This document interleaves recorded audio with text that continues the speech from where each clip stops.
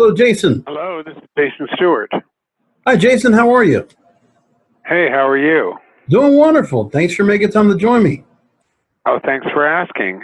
This is a taped radio podcast? That's correct. Okay, cool. I got more information from you than anybody ever. I didn't know what to do. I'm not going to, I'm not coming off here trying to, play some kind of Mike Wallace, Barbara Walters kind of deal. I'm going to put you on the spot reporting here, something like that. So. Well, I've done this a million times, so I'm totally comfortable. Well, then, so you can ask anything you'd like. Times, that's the whole point of my interview, and we're going to start it now. I mean, how am I supposed to go ahead and find something to ask you about that nobody else has asked before?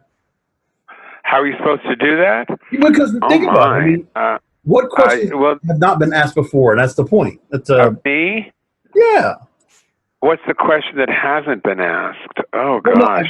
Well, because, I mean, I've listened to quite a few interviews, and I got to hear what you said, I got it. I've got the question. How can I help you get your next job? What can I do?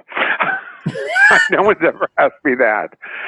I am joined here on the Broadcasters Podcast by veteran film and TV actor, comedian Jason Stuart. He's the author of the new book, Shut Up, I'm Talking, coming out. You got to say it like this. Shut up, I'm talking. And some people need to be shut up sometimes, and I've been told that many times. Coming out in Hollywood and Making to the Middle. Great name for a book, and I hope it does very well. Thank you. Yeah, very much. So let's go through this deal. I mean, it's one of those, what have you not been a part of, and what things, I mean, I feel like I could be Chris Farley here, like the Paul McCartney interview they did on Saturday Night Live. Just, you did this? What was that like? Because your IMDb just reads like a library. It's amazing. All that you've done. Thank you. You're very welcome. I'm very impressed with what you did. And not for nothing, your stand-up back is hilarious. I think you're funny. Thank you. Well, of course. My pleasure. I wish everyone felt this way. Where are you on the days when I just want to jump off a cliff? Where are you? Well, you're in Hollywood. I mean, you think there would be a lot of people that would be out there talking about it. But now, I'm going to go a little bit over the fence because I had questions set up. And one of the things I was going to ask you about, which was interesting, and I'm going to start off with this. You mentioned in an article through Thrive Global, you said this, quote, only be in showbiz if you have the need to do it. So many people want I really believe that. I think it's too hard emotionally for people to come into the business unless it's I always think of stand-up as my lover and acting as my husband. Stand-up is like a quick, fun relationship. Sometimes it's great, and sometimes you go, oh my God, why did I do that? That gig was terrible. But acting to me is always like a relationship because it always has a beginning, middle, and an end, and it's a process. And I've heard you talk on a couple different podcasts. I checked out part of you on Mark Maron's show and on Joey Diaz's show. Which one? The other one? Oh, Joey Diaz and Mark Maron. Oh God, that was interesting. God, people were pretty mean to me online on that one. Boy. And they really dished me. Oh. Well, because there's a whole lot that you've gone through in terms of, family, which I'm not going to go into detail. But so, I mean, we've always heard it, people that are very good at comedy, there's a lot of drama. There's a lot of things that come from the experience that, you put into and portray into the act. And I can definitely tell that's part of there. And part of that other quote I'm going to say is, you mentioned that so many people want to be in the industry, quote, and don't realize the psychological toll it takes on you as a human being. And for me, there's so many different variables that could cause that. I mean, I guess for you, if somebody came to you as an aspiring actor, what would just aspiring to be in front of a camera, can you tell them about the psychological toll that can make them kind of understand it a little bit better? It's what it does to you as a human being. The constant judging. I mean, you have to really love the work, and you have to love the work more than you love the fame idea, because that fame is fleeting. I was talking to a friend the other day, and they said, "Oh God, anybody I know who's had successes and highs, really big highs, that having a really big high, the balloon will come down, and no one will tell you. Just one day, it's all of a sudden in a different place, and there's no discussion of it. So you have to really have some balls of steel."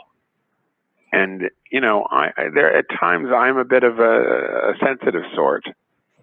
And I can understand that. Let me, well, and that's the other thing you got to think about too. But with that said, I have fallen in love with the work, and that's what I'm about these days, and that's where my passion is, and that's how I decide what I'm going to do every day. But can I tell you? I mean, I just finished reading Michael Ovis's book, and all the different actors and directors and all that he worked with, and you know, you're in a very large club. I feel like, because there's a lot of people that are either kind of feel miserable, or they don't feel, or there's some insecurities, or there's things that are, you know, flaws, just internal flaws. Well, what I feel, honestly, is I feel really lucky. Yeah. I feel really lucky because I don't have anything that you need to do in this business. I didn't come with family in the business. I didn't come breathtakingly beautiful. I wasn't a straight guy. You know, I was somebody different. All the odds were against me. So I just kept showing up with my depth and my talent and my sense of humor, and hopefully with a good attitude. And I just kept trying to become better.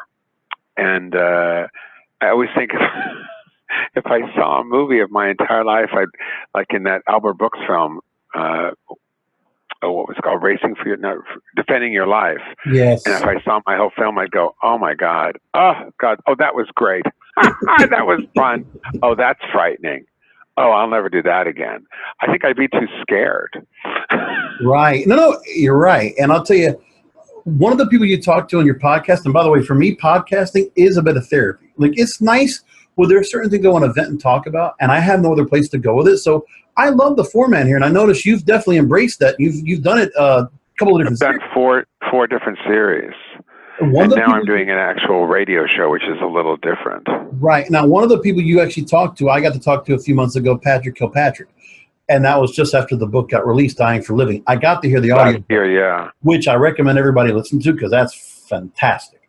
This guy, I love the alliteration from him. I love his story. Like, how the fuck is he alive from all the shit he put himself through? Accidents and getting in the hospital and just so much adversity. And it's but you know what's interesting about him is to tell people is that he is very much of an action guy, and that was his way in. Is being able to, you have to have something, and he's also very good looking. I was just a funny guy. That was my way in, and then I created depth and started to play villains when I did The Birth of a Nation and different films and television shows where I got to play more acerbic people, more annoying people. And mine was always used either with a sense of humor or a great deal of depth. Whereas Patrick had this incredible intensity. So you have to have something, you have to know what you're selling. Yep. You know, you kind of touched upon the kind of actors that really mesh when it comes to being able to have that barrier between, that line between comedy and drama. And Albert Brooks is a great example. My God, there's been some movies he's been just a prick, being evil as a heel like character. I think wrestling in a case. I do a wrestling podcast, so that kind of comes into the gimmick that happens. But I think about Tom Hanks. I think of Robin Williams, rest in peace. And I think about, you know, the line of all these kind of actors, Jim Carrey, I think of, and the kind of areas that you are, and you fall in that same kind of line. And I'm just saying, you know. Oh, honey, no, I'm not even in the same world as those guys. They're so successful. I'm a working Joe. Those are big, major stars. Thank you for saying my name in the same breath, but I'm nowhere close to where those guys are. I'm a working Joe. I've had around 10 or 15 major supporting roles. I've had my own stand-up special. I've guest starred on around 40 different shows. Yep. I've had a couple recurring roles. I've been in a couple really big movies and a lot of great independent films. But I'm nowhere, and I realize as I'm getting older that, that I can never catch up to those guys. There's no way to catch up to people like that because they've had this experience that I never had because I wasn't allowed to work. You did. But I wasn't allowed to work in that way. I never had a series, and I never had, large roles when I was a kid in movies because I wasn't allowed to work. So if you're not allowed to work and you're not allowed to have that experience, and people would tell me right to my face because I was gay, that I wouldn't be working for a while because of that, or because of not being good looking enough or whatever. And they would say that to you as a kid, you know. And if you don't have that, then you don't have that experience. So you have to go to class and you have to get really, really, really good. And you have to get good by not doing the jobs because you don't have that many jobs. Those people, I worked with Armie Hammer on Birth of a Nation, and he had this tremendous humbleness, but at the same time, this tremendous work ethic. And I learned watching him how someone who is a movie star, how they have this sort of way of commanding a certain confidence that I probably will never have in that same way, being able to do that. So that's something, you know, that I have, I guess, in a different way than Armie does, because Armie's, you know, movies he works on them for weeks. Right. I'm lucky. The longest movie I've ever worked on was a month in my time, and I never even work every day, you know, where he would work more, you know. So I don't have that kind of experience in that way. A day's put in. It's like as a comedian, yeah, you can't beat me. I've headlined comedy clubs for 20 years. I've headlined gay events and colleges and casinos and opened for great people. And so I have the hours. But as an actor, I'm just at the point where now I have the hours in to have confidence. After 40 years, it took me a long, long time to go in and have the confidence. And then there's still times that I'm nervous. Yeah, but I mean, okay, you're right. But there's also the thing that's got to be said about, in the same line of character actors. I mean, for me, I guess that's me. I'm the kind of fan, I love character actors. And I think there's just certain people. Oh, thank you. Me too. Like, okay, J.K. Simmons is a great example. Jonathan Banks is a fantastic example. I mean, for all the work he's done. These guys are great. You know, it's people like that I really enjoy. And by the way, they're all follically challenged just like myself. And that's the interesting. Mm-hmm. I mean, but the thing is, those are the people I respect in the industry, because here's the thing, too. When you bring up Armie Hammer, you know, for everybody we want to talk about that I've enjoyed of his, say, Social Network, you know, then we can bring up Lone Ranger, which wasn't so good. I mean, did you see The Lone Ranger? In his career. Did you see The Lone Ranger? I did not. I was afraid. See, that's interesting, because I didn't see it either, but everybody had an opinion about it. Who knows? Maybe it was a pretty good film. Maybe it was a lot of fun. It made money, but, you know, in the critics' eyes, you know, they said what they said about it.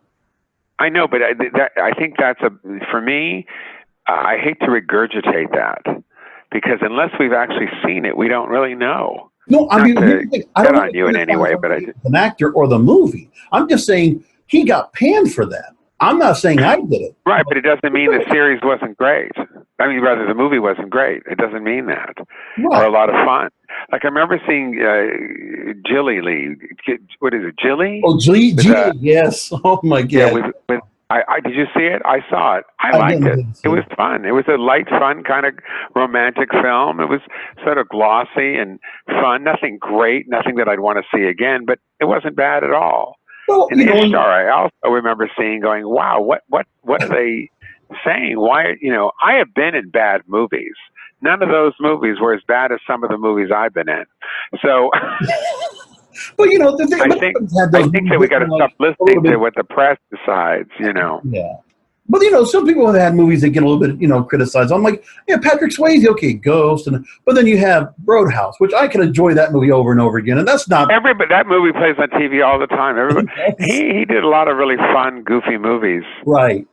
Yeah, well, there you go. To Wong Fu, I Love You, Julie Newmar. There's another one. But and it's fine. It's like, it's well-rounded. My whole thing is, my point about the character actors, and also certain actors just get their own point, is that the higher the level you are up on the marquee, you know, it's a roller coaster of highs and lows there. But at the level of being the character actors, it's still a respect. I mean, you're not the one that's responsible for how the movie will do well or not, or the TV show. But you know, people will say, "Why did they take that?" You know, my mom always says, "Why did they take that part?" It was because they got to make a living. They got a mortgage to pay, and they got food to put on the table. And we're the same. You don't get offered all the great things all the time. You know, you just don't. And there's always good roles out there to get, and everybody and their mothers. You know, I mean, look at all the Law and Order series. How many times did every one of these character actors come on, play another role again and another role? And I liked it because those are the actors I enjoy, because those, like you said, you call yourself a journeyman, and I enjoy journeyman actors. Those are the kind of actors I appreciate because. Oh, thank you. Thank you so much. You might have only so much time on screen, but it's memorable. You're like, oh, that's the guy from this thing. And then what happens, like, yeah, he was great in that show. And that's what happens. Well, thank you. I appreciate that a lot. And, the other thing, too, is that, the other thing you got to make mention of is that when I look at some of the things that you were part of, that you can, in your resume, you can say the movies that you were being part of, like, who else can say they were in Michael Nesmith in television parts? Who else can say that you were in Kindergarten Cop? And just like the amount and the swath of different projects you've been God, Michael Nesmith TV parts. Oh, my God. You really have done your homework. That was so long ago. Because I remember the show. I remember watching. Because I remember. You remember the show was about? Some comedian would have a routine, and then what they would do is they would act it out. I played Taylor Negron as a kid, a younger version of him, which is really weird because we were only a couple years apart. And he was very upset that I was playing a younger version. Pardon? I love Taylor Negron stand-up. He's funny as hell. Oh, yeah. I miss him. Yeah. He died too soon, way too soon. God bless him.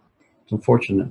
Now, but that's the whole idea of the actors that are out there. So you brought up Birth of a Nation, and you brought up Armie Hammer. I'm going to just go ahead. Let's segue into that. So this is a 1915 film remade. No, it's not a remake. This is a very tame movie. Is like no, it's not a remake. It's about Nat Turner, and it's about his life. It's about the black abolitionist Nat Turner, and it's about him. He's the first black man to kill white slave owners and fight back. And the title is not a remake of the 1915 film. It's a mistake people make all the time. The director Nate Parker was taking back the title, so that's what was doing was taking the power of the Birth of a Nation back, because what had happened with that film is it caused over a couple million people to become a part of the Ku Klux Klan. It was really a propaganda film, and it was really really terrible for African Americans in this country. But you know what? I would want to say that there's been much more of a tendency for certain movies to come out that are definitely trying to point out and focus on racial events. So when I look at The Green Book, which came out last year, which was another fantastic movie, I'm glad it won the Oscar. When I look at Black Klansman, when I look at, there's just certain parts where I see this. I don't know, I forget the movie that Taraji P. Henson just did just recently. And it's just there's certain movies that are coming out that are definitely, they point that out, and Birth of a Nation was definitely one of those. And one of the things was, for what it was worth, it's really in the construct of what you did as the character you did in this movie, which I thought in your stand-up was hilarious. You talk about how you were using the N-word to practice saying it over and over, and the hotel housekeeper asking, "What the hell's going on?" Is like you said, "Oh, the Republicans are talking. It's Donald Trump. Don't worry about it." Well, that's funny. Now, it's funny that you remember that. Wow, you're good. I did research. Like I said, we took an extra day to do this, and I told the publicist, like, let me give an extra day. Give me some time here. I want to do this right. This is, Patrick will know as well. I did my research. If I do anything on this show, it's that, because it's respecting everybody. Well, I appreciate that a lot. I appreciate that a lot. He does that. I'll get to that point in a minute.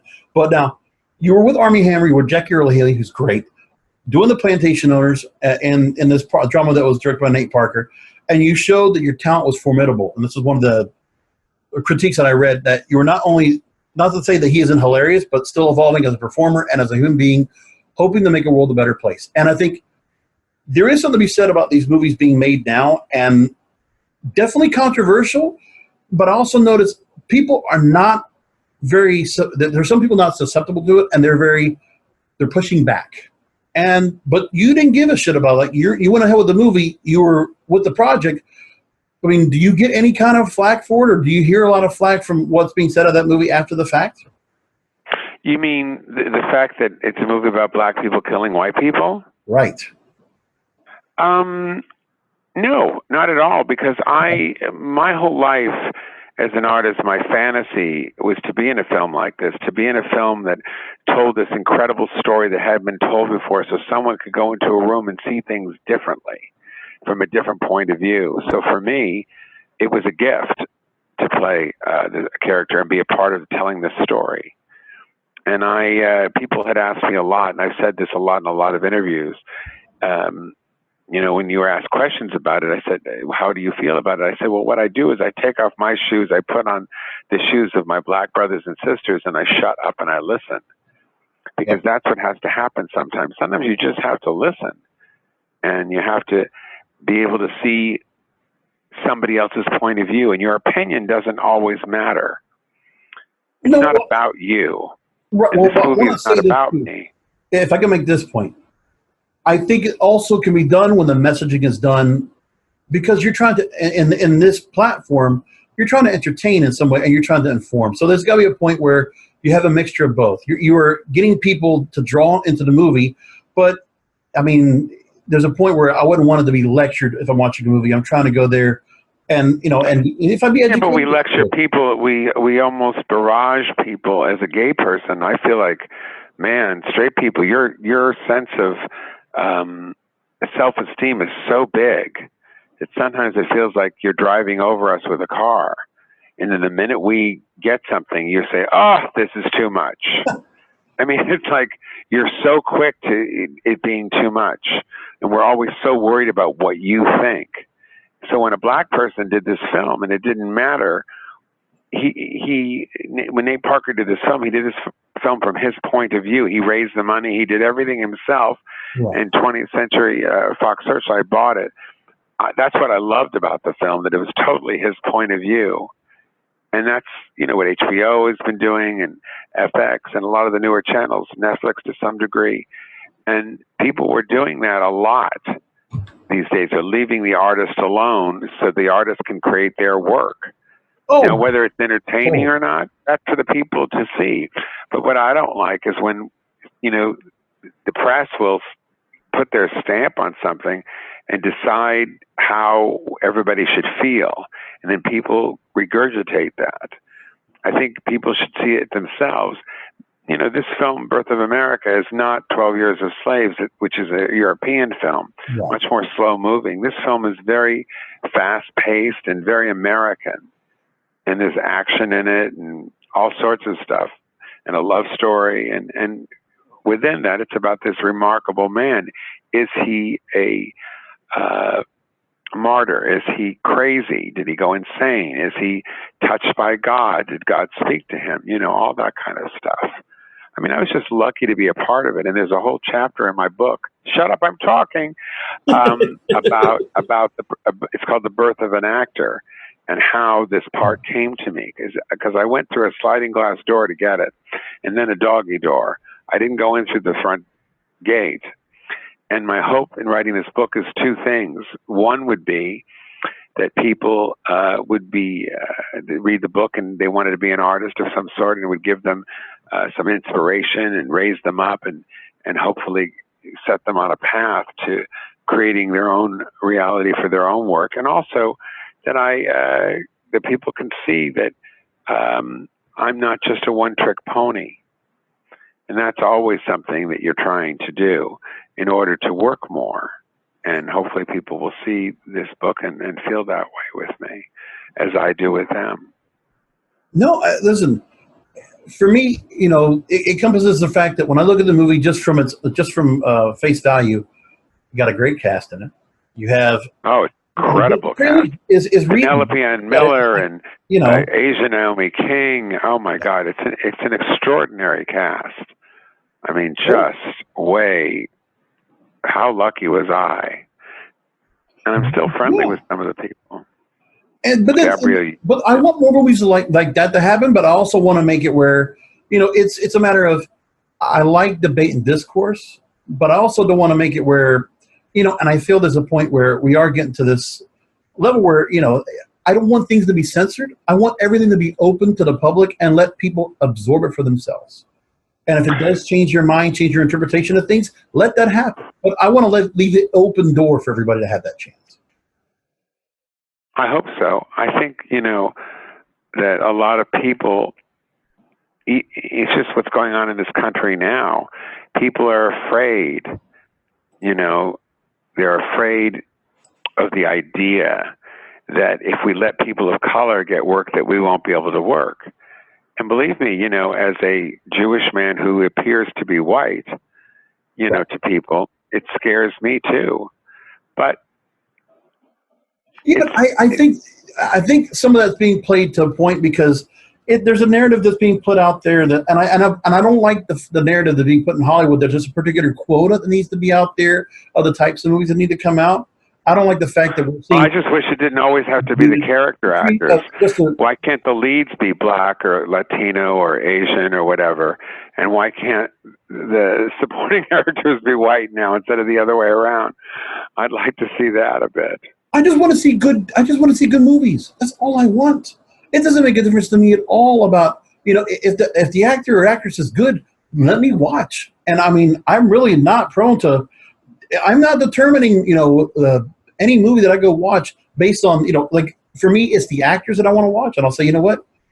I want to watch because this person's in it. Like, you know, there's movies that are coming out pretty soon. I'm going to totally watch because I respect the actors. I respect the craft. And I respect what they've done in the movies they've done for me in the past. You've entertained me. I'm coming back with my dollars to buy this movie again and watch you in the theater, not through Movie Pass, not through Netflix. I'm going on opening night. That's the way I do it. Good for you. Are you going to see Quentin Tarantino's new film? Oh my God, I want to see that so bad. Oh my God, that's what a story, and a fantastic cast. Well, I mean, for me, yeah. Leo DiCaprio, I haven't seen looking forward to it too. I tried to get in on that. I couldn't even get an audition.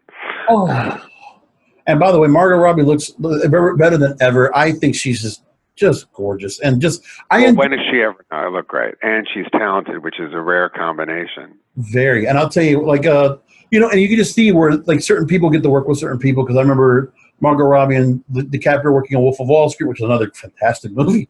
What a story on that with Jordan. Forget the last name, but so there's that. I mean, I enjoy those kind of movies. And then again, you got Brad Pitt. I was like, just Tarantino. I like that he still does his shit. I mean, listen, regardless of what anybody thinks about him, controversy or not, the way his style is, like the first couple of times watching Pulp Fiction, I couldn't get it. And then I finally did. I was like, you know what? It took a while because it was just trying to get. Really? Yeah, for me, I couldn't get it. Because first off, I'm not used to those movies kind of changing, you know, going from the timeline getting shuffled around. I was never used to that so much. Oh, and now okay. You do the thing where they show you the ending, and then you have to find out what comes up to the ending, things like that. That's like so common now.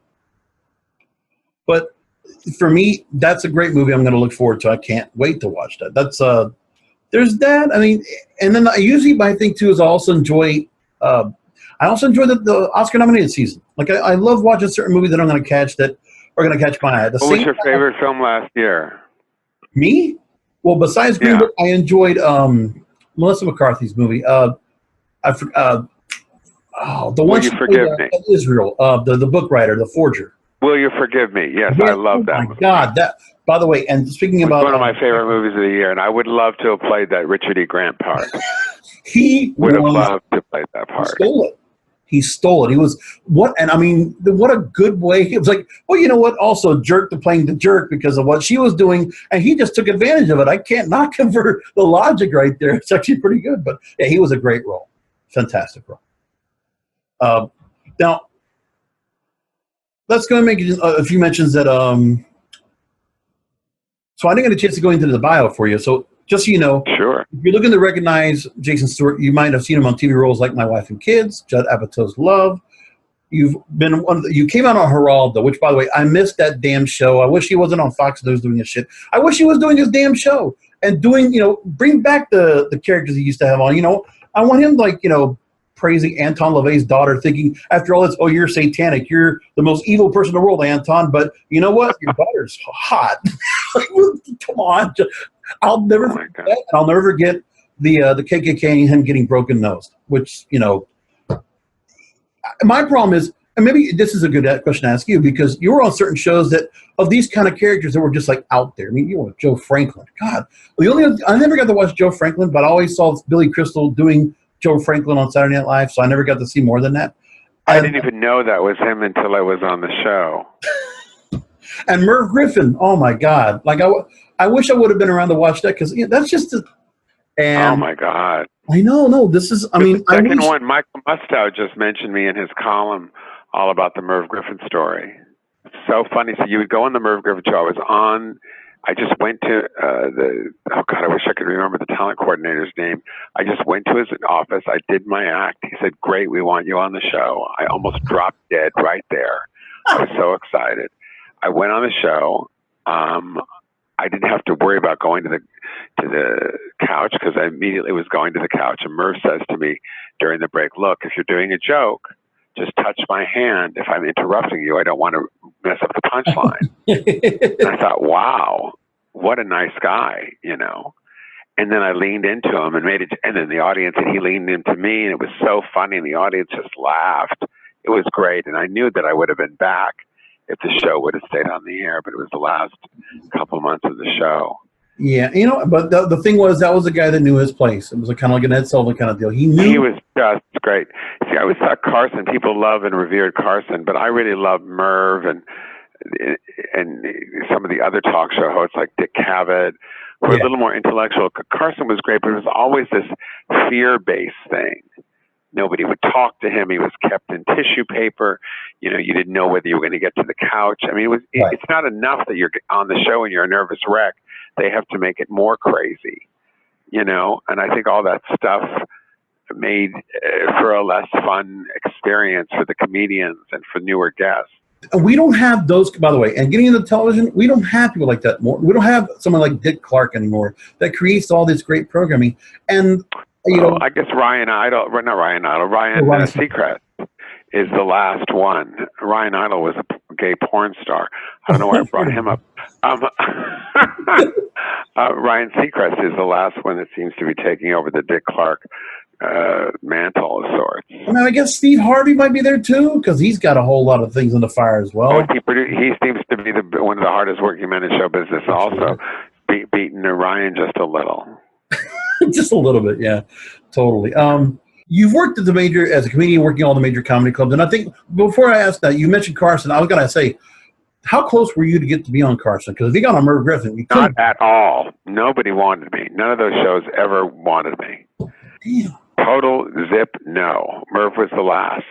I did all the other comedy shows, the one, you know, the Comedy on the Road and Showtime Comedy Club Network and Comics Unleashed and every other show I did, but they never wanted me on the talk shows. They always said that they didn't think the audience would accept who I was, the style of comedy that I did. There was always, I never got anywhere.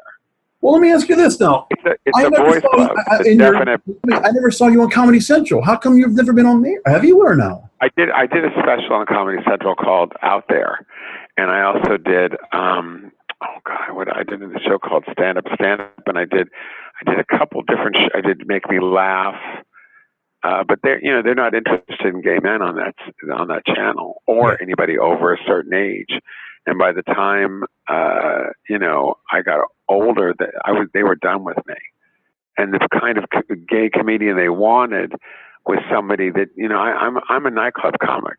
Joan Rivers, Don Rickles, those are the kind of guys I love and the kind of comedy that I love. I mean, I know you did Just for Laughs. Kind of comedy I do. I don't. Joan Rivers, Sandra Bernhardt. So did you work direct with Joan and Sandra? Because first of all, Joan Rivers, one of my favorites. I did 2 shows on Broadway at the Town Hall Theater, one with Joan Rivers and one with Sandra Bernhardt, and they were variety shows, one night only. And Joan could not have been nicer. Just lovely. Oh, she's awesome. I mean, going back to pictures, everything. I also knew her. I knew one of her secretaries. This guy Les Hansen, and he used to call me on the phone. He would go, "Edgar's coming down for a haircut. Don't say anything." And then he'd hang up the phone. It was just funny. So the one thing I'll tell you with Joan, I really love the fact that just going back to what she did at Sullivan, on Carson, and then just, I got to tell you one thing too. I really enjoy what she did with the Fashion Police. I love that she put everybody on point, and no matter who it was, she was unafraid. And one thing is, fearless comics are hard to find these days. And well, it was for her. For her, it was all about the joke. Right. And it was about being funny. And I don't think she ever said anything that was damaging to somebody. I mean, it was really for an older woman like Joan, an icon, to mention you that she hated your dress or your suit. It was sort of a feather in your cap. I mean, I never heard from any comedian anywhere that she was anything negative. She was always so kind. And when she did her show, she had limousine pick people up. There was always a little something extra. She went backstage and welcomed people and was just so incredibly kind to people. The persona was the persona, but she was a mensch. Whereas with Carson, it was the opposite of what I heard from all comedians, that he never said hello to anybody, never talked to anybody, barely spoke to you during the break.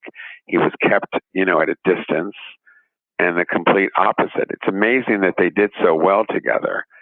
And, right. The fact that he banished her forever, what kind of a person does that to somebody for their whole career just because they did? A person with power. Well, it's too much power. It's abusive. You don't always have to agree with anybody, and No, I mean, to treat somebody like that, it's a boys' club. It's a straight boys' club, and comedy. And there's a lot of it's not an easy world to be in. It's difficult. You're right, but I'll tell you, there was a point where they run it. Right. There's a point where too much power, but then again, it's got to be some people that have to be just in control. And you also have to have corporate suits that are not that have balls to go ahead and talk back and put their talent back in bay if they're getting over the top or they're getting too diva-like. That's what it is. But so I mean, yeah, you want to feel good about, and that's the one thing I can't stand is that with corporations that run now everything, because right now all the movie studios are down only to a couple. There's the TV networks are all combined and conglomerated to a couple, and it's just the money. It doesn't matter who own everything. They say 6 people own everything. The monopoly in the country is really taking over, and it's stopping small businesses, which means it's stopping smaller talents and people who are not as what they consider mainstream. And mainstream is code for white heterosexual Christian men. And when white men run things, and even Jewish men, they look at everybody wants to be that Goyish prince, but the Robert Redford. There were certain people that were out there that paved the way to open things up. I mean, just recently, you probably saw the when they remade what is it, All in the Family and the Jeffersons, the Norman Lear shows. They redid them with new cast to try that out, and that also in the same kind of point. Which, okay, there are certain people that were able to break the system, make their way through, pave their own course without having to say, well, fuck you, I don't care what you think about it. You want me to work on these projects. You let me do this. Yeah, I brought you this great project. Now you're going to let me do what I want to do. So it's a matter of people getting to take control. Well, Norman Lear, there's no way he changed television. He literally changed television. He did. For the better. I enjoy that we're not so Goodie Twoshoes and so saccharine-like. I like that, and because some of that's still out there. But I want in your face. I want things that are controversial. I want to be entertained. I want to be challenged, and I don't think we're getting some of that now. I think Well, we are, but you're not watching it. It's also not. We are. It's on FX. It's on Showtime. It's on Hulu. It's on Netflix. It's on Amazon. It's not on CBS, NBC, ABC, and Fox. Those channels. You've got Chicago this and over the same show over and over and over again. The same sitcom. You have a sitcom about a white guy and a black guy living next door to each other. Like it's so unusual, and it's not. Jason, let me put it like this. That's the joke that we did 20 years ago. Right, we're still doing the same one. My reason for my podcast is the fact that I am concerned about the fact that if that's what's going on, okay, if everybody's going to go and relegate to digital streaming, okay, if you want to go to Netflix, Hulu, Amazon Prime, that's great, have it on you, and that's wonderful. But I don't want just to go ahead and just give up on those other platforms. I want to push against the mainstream. I want to push against, what's being used out there where if people are not, there's still people that are paying attention and watching it, or that's another place that people can go to, hone their craft and that's open territory for more projects. And it's not. Yeah, but they're not going to change. They don't want to. They want, they put Alan Cummings in a show called Instinct. It's sort of a Murder, She Wrote kind of show, and it's not doing as well on CBS because nothing can do as well as Angela Lansbury did. They already did that show. Yeah. Rather than trying to do something else instead of taking an old format and putting in a new person. Well, they need television audiences are much more sophisticated now. Even when you saw the Norman Lear shows, they seemed it was fun to watch it, but they seemed antiquated to some extent. But they also didn't have control of the content because all the networks now, they have their own studios, they have their own people, they have their own setup. It's completely controlled. We've changed. The audiences have gotten smarter. The comedy's gotten smarter. The drama, you can't. When I was a kid, it was just sitcoms and cops, lawyer, or doctor shows. Yeah, and that was it. Occasionally, you'd have something like Family or The Waltons, but rarely. And when you did, people went nuts because it was so interesting to see something different. So you're right. And I think the thought that the network television is ever going to come back to a better spot. I don't think so. They seem to be fighting tooth and nail. No. You've got women in complete makeup in the Chicago Fire shows in complete makeup running around. Shonda Rhimes' show started out, man, they were interesting, and then they started being about beautiful people falling in love, and then all of a sudden the character people fell out. They weren't as interested on the show anymore, and all the new people they bring on are just gorgeous, and it just seems that the network gets involved, and and she's gone to Netflix, I'm guessing, because she wants to do something a little rougher, a little more. But then again, too, cable's losing a spot as well, don't you think? Because there's certain spots where I want to see certain shows, and I'm losing that too. Like FX, back and forth, left and right, I can find shows I always enjoy. Like every time American Horror Story comes out, I'm in. Give me a American Crime Story, give me The Shield, give me Justified. Oh my God, wasn't The Shield great? Oh my God, what a great show that was! One of my favorite. They didn't even want him. They didn't even want Michael Chiklis. He tells a great story about that. What a well-casted. No one even wanted. And that was the best part, because and look at how many people they made successful from that. Plus, on FX, Damages, Glenn Close was remarkable in that show. I loved every minute of it. And now this year they had Fosse Verdon, where Michelle Williams and Sam Rockwell they both got Emmy nominations today. That's awesome. Well, from your mouth to God's ear, one day I'll get to be on one of those brilliant shows. I hope so. Now I'm hawking my book. Shut up, I'm talking, and it's about my life and my whole shebang. Growing up in a Jewish family with a father that was in the Holocaust and a mom who got married a lot, and what it was like to be openly gay in the workplace and go from coming out on Geraldo to playing a white heterosexual Christian plantation owner in 1831 in The Birth of a Nation, and still working, Right. That's what my book's about. It's about my experience, strength, and hope. It's funny and it's sad, and it's got a lot of great stories about a lot of famous people. Everyone from George Clooney to Faye Dunaway, all sorts of people. Fantastic. And now, let me ask you this, because let's talk about the book for a minute. Talk about the kind of emotions that you went through by writing it, because obviously there were some personal stories you put in. Oh my God! If it wasn't for Dan Duffy, my co-writer, who I told the story to, wrote it. The book was talked to. I talked to him, told him all the stories.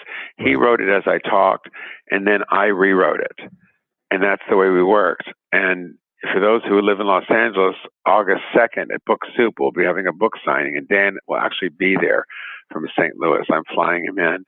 And I couldn't have done it without him. That was the process. And there were times that I just went, oh, this is way too personal, and there's all sorts of things about coming out, realizing that I'm gay. People, there's a chapter called all the men I've loved before. There's another chapter called Blood Thicker Than Water. Not about my relationships with my brother and sister and how difficult it's been. It's about forgiveness. It's a lot of stuff about forgiveness for both my parents, who I love dearly. Will you be doing an audio? I'm not sure. We'll see.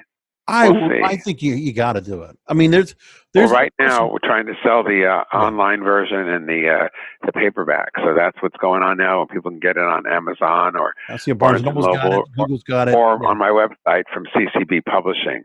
That's a company out of Canada that's been nice enough to publish my book and give me a book deal. And you're JasonStuart.com, Stuart. Yes, I love that you said that. I always do that too. Well, this has been great. I've been radio 25 years. And, let me tell you, if you talk about the level you've reached of stardom, why don't you talk about me with my so kind. You're stardom? George, you're really so kind. You're just beefing my ego up. I don't know. I can't get out of my office today. My head's so big. I understand humble surroundings, and I understand people that are, when people care about their craft. Plus, the other thing, too, is that, I want to move this on to this, because I feel like there's a thing where, regardless of, wherever you feel like the level of, exposure or, noticeability is out there for you, what doesn't matter is like you have followed your own path. It's like nobody's kind of put you in any certain direction. I mean, there's certain things where you've been. No, somebody said if I was going to be the curator for actors and comedians who are openly gay, Michael must have said, I would be the one to do that. And I thought, well, that's sort of cool. I just decided I didn't want to be a one-trick pony. And that was my choice. Being a one-trick pony sometimes can work great for people. It wasn't right for me. Right. It's not who I wanted to be. I want to be a really versatile character actor in the vein of Philip Seymour Hoffman or Paul Giamatti or all these guys that I love. And Paul Giamatti. I've succeeded. Well, you're talking about on Showtime. I'm an avid fan of Billions for a long time, and I eat that show up. It's some of the best writing there is. Brilliant. Yeah, and he plays such a complex character. Totally. I got to ask you this now. This is a question I wrote on. I thought I'm proud of myself. Pat myself on the back for doing that. So you've worked on Birth of the Nation, and you use the N-word, and we're not. It was pretty out there. You've never been modest about being gay since you came out. Which, by the way, when I look at you, I look at you as the actor and comedian, but the fact that you say that you're openly gay doesn't resonate to me. It doesn't. It's not the component that says that's why I'm going to come to see you. I just think you're entertaining and funny. And then you're not afraid of using #MeToo as a quick punchline, which I thought was hilarious too. Did you see that recent set that's been put out there? Yeah.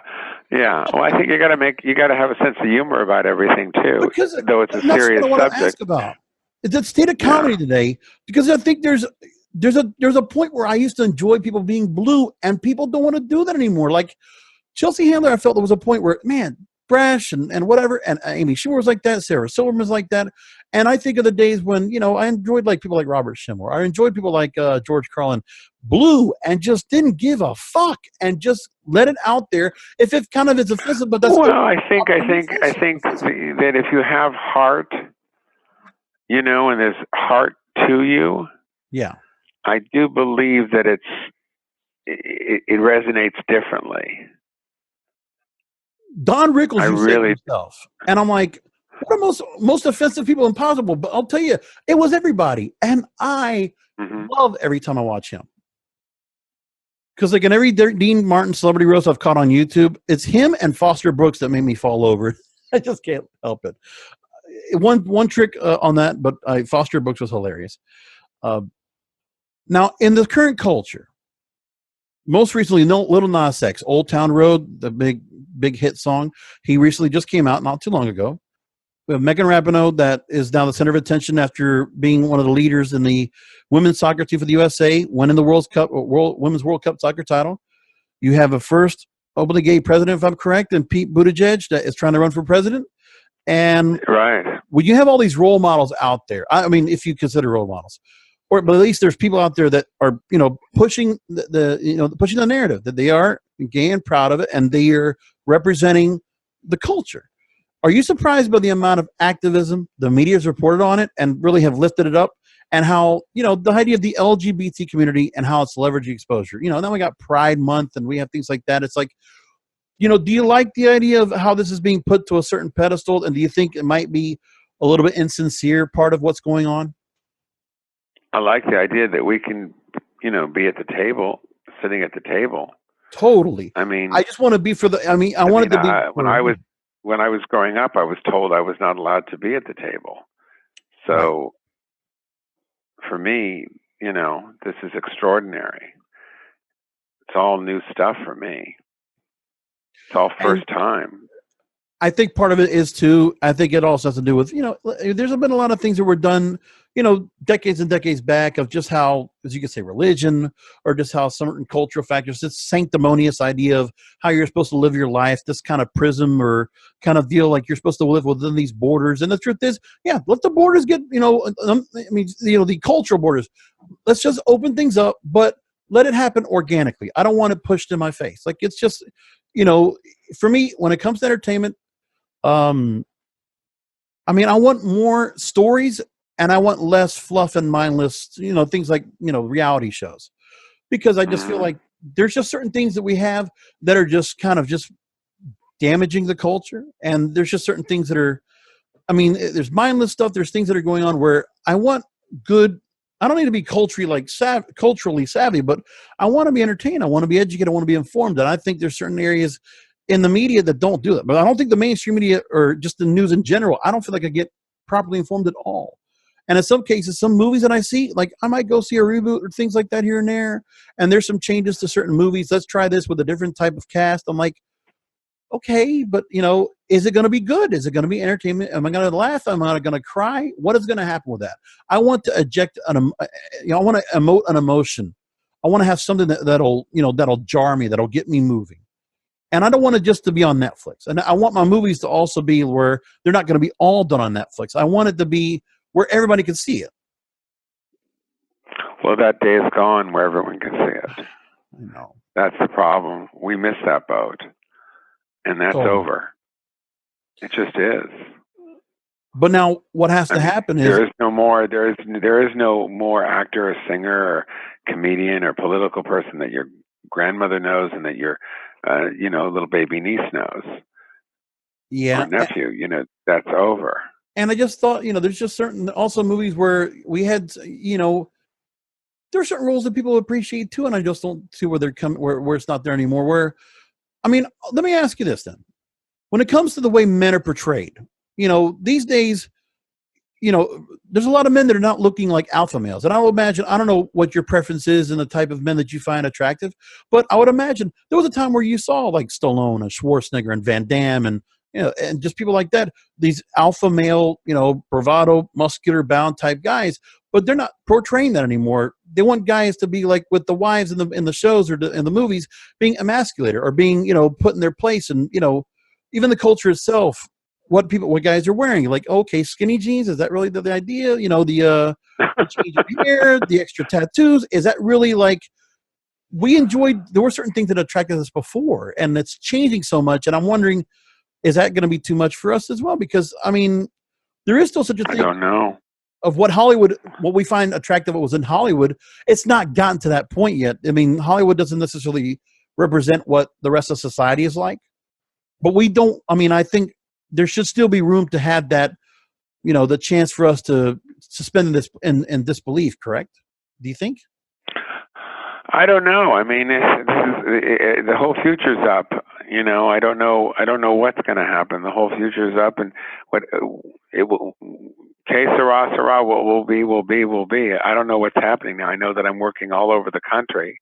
I'm not working in Los Angeles just anymore. I worked in New York, North Carolina, Georgia, everywhere, Nevada. So I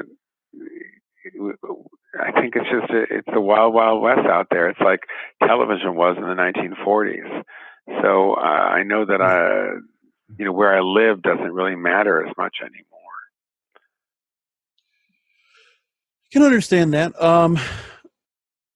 And well, this has been great. You're one of the most thorough interviewers I've ever had, and I've been thrilled so much to be on your show. So let's go ahead. And I appreciate that.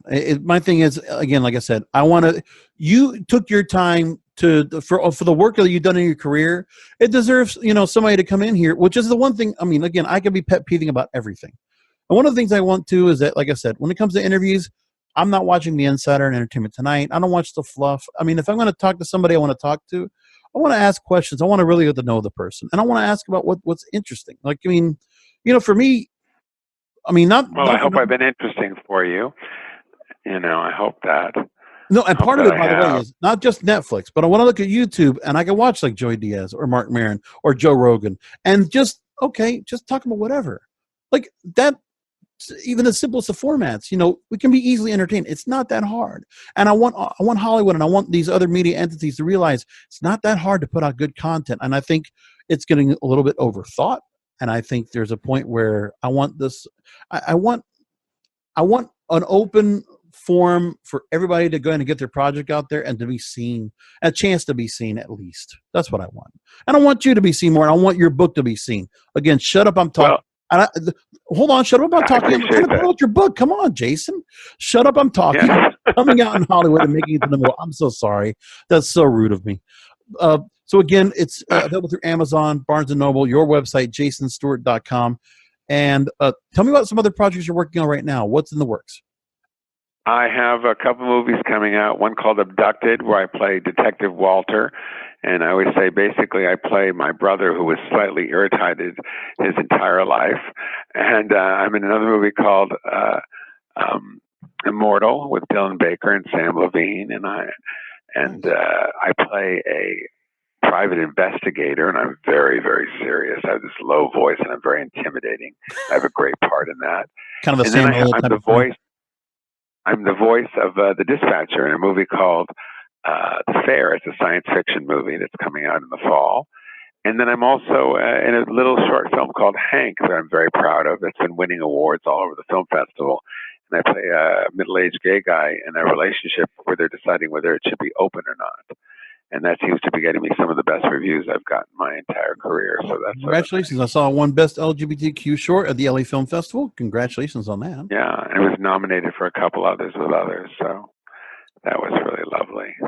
Fantastic. Listen, again, this is where I enjoy the platform of talking to people like yourself, where there's so much experience. And honestly, oh my God, I don't even scratch the surface of what I could have asked you about. But I thought I don't want to hold you up on next time. And I really do appreciate you making your really valuable time and just working through this with me. And I hope this was a different. I'm very interested to hear what you think of the book, so let me know. Oh, I'm looking forward to it. And honestly, for me, I'm really good with Audible. So like when I heard Patrick Kilpatrick's book, I was hooked. I hope you'll get to do an audiobook because it will be tough for me to read. I can't write anymore thanks to the computer, and I'm having trouble reading these days. I can only read whatever articles I can read off online. Well, my book is sort of like that. It's sort of like one story at a time, and you don't have to read it all together. And it's just like I talk, so it's very easy to read. It's for people like us who are either dyslexic or ADD or ESG or JK LMNOP. Well, because we have to work for those people that are out there that have short attention spans. Like, what are you going to do to grab this person's attention and watch what you're doing?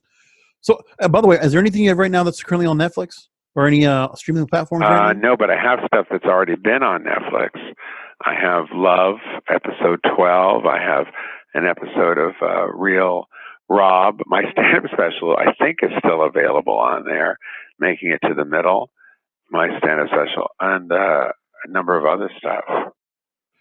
Keep your eye on there. Hopefully there's some other projects. I know Apple TV was already starting to invest in new programming, and there's a lot of places to go. And, it would be nice to see some of these other actors not get these paydays to do mediocre projects. It's more imperative to have people like you getting some of these roles and getting the chance to be seen so we can enjoy some real, programs that are not just, star driven. We have talent out there, and you are part of that world. And I'm thankful for people like you in Hollywood to be out there working and hitting the pavement for us. Thank you. Well, thank you very, very much. All the best to you and yours. Thanks so much, Jason. Thanks for being with us on the Broadcasters Podcast. Thank you. Take care, man. All right, Jason, thanks again, and we'll talk soon.